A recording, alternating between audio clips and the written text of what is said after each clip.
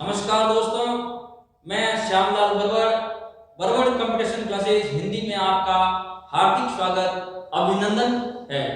खैर आदाब, खैर मकतब आबाद अर्ज है। मैं आज नए टॉपिक के साथ आपके सामने उपस्थित हुआ हूँ।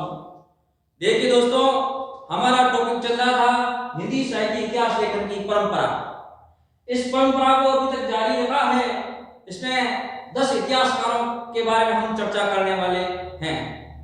7 इतिहासकार हम चर्चा कर चुके हैं, उनके बारे में 8वां इतिहासकार हमारे सामने है डॉक्टर रामकुमार वर्मा।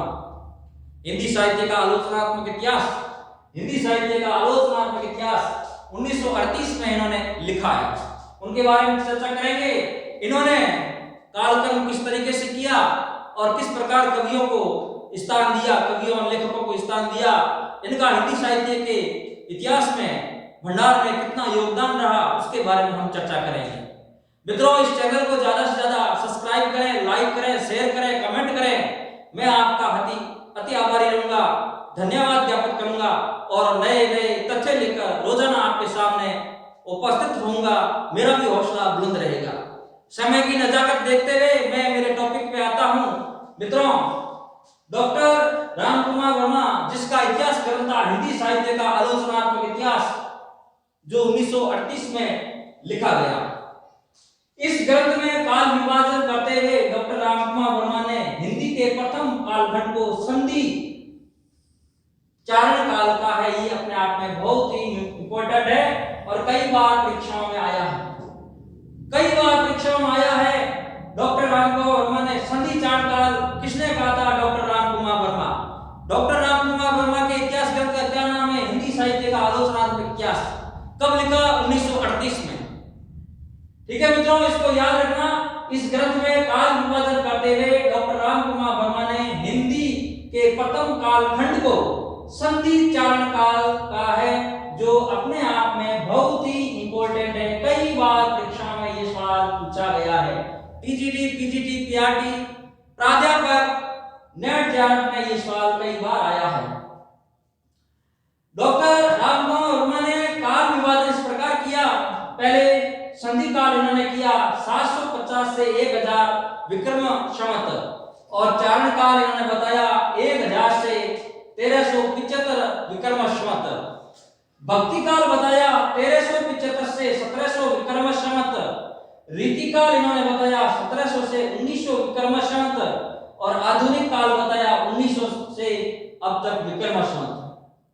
यह 4 भागों में डॉक्टर रामकुमार वर्मा ने कालखंड में विभक्त किया। हिंदी साहित्य इतिहास को 4 भागों में बांटा। पहले को इन्होंने संधि चारण काल का है, जो बहुत ही महत्वपूर्ण है। देखिए मित्रों, अब हम हिंदी साहित्य के बारे में, डॉक्टर रामकुमार बारे में और चर्चा करेंगे। डॉक्टर रामकुमार वर्मा ने अपने ग्रंथ को 7 प्रकरण में विभक्त किया।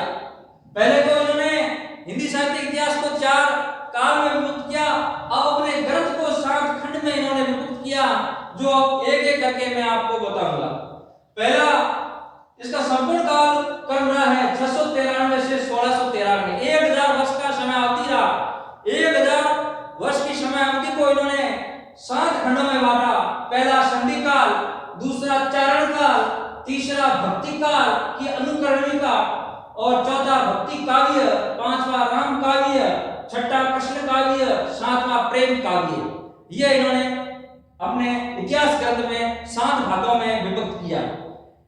अपने इतिहास ग्रंथ में 693 ईस्वी से 1693 ईस्वी तक की 1000 वर्ष की कालावधि अर्थात संधि काल से लेकर भक्ति काल तक की अवधि को ही इन्होंने लिया है, जो इन्होंने अपने इतिहास ग्रंथ में इन्होंने स्वयं ने डॉक्टर रामकुमार वर्मा ने लिखा है। और यह प्रश्न आरपीएससी के फर्स्ट ग्रेड 2018 संस्कृत एजुकेशन में यह मत आ चुका है। यह मत डॉक्टर रामकुमार वर्मा का ही है और अपने ग्रंथ में ही लिखा है कि मैंने 1000 वर्ष का जो 693 से लगाकर 1693 के बीच का जो समय अवधि है, उनको मैंने लिया है। यह खुद ने लिखा है, डॉक्टर रामकुमार वर्मा ने लिखा है। और यह आरपीएससी के फर्स्ट ग्रेड 2018 के संस्कृत एजुकेशन के पेपर में यह सवाल आ चुका है।